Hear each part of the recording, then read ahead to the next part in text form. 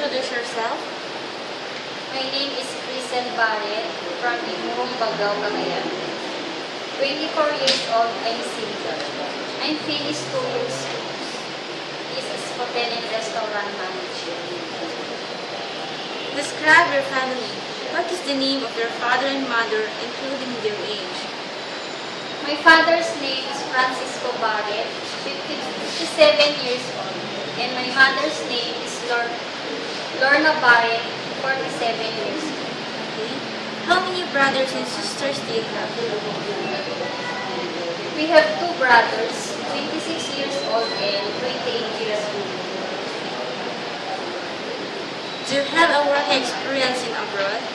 None. Okay. What is your previous work? Sales lady in Philippines. Okay. Do you have an experience in taking care of newborn baby? Yes. What is the procedures in bathing a baby?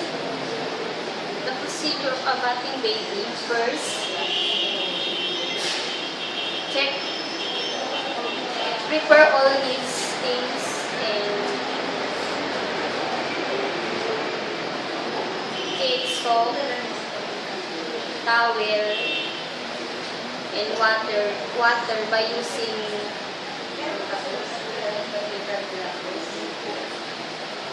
yes, What? by using water by using the egg. Okay, very good. Do you have an experience in taking care of children? None. What about old people? None. Bedridden? None. Okay. But are you willing to take care of them? Yes. Okay. Very good. What is your preference in working in Hong Kong? General housekeeping, cleaning, ironing, and washing. Okay. How about, do you want to take care of pets? Are you willing to take care of pets? Yes. Okay, very good. Why do you want to work in Hong Kong? I want to work in Hong Kong because I help my family. Okay. Do you have relatives in Hong Kong? None. How about friends? None. Are you willing to finish your contract? Yes. Very good. Can you sing an English song for us? Yes. Okay, you may begin. Twinkle, twinkle, little star, how I wonder what you are. Up above the world so high, like a diamond in the sky. What is your message to your employer?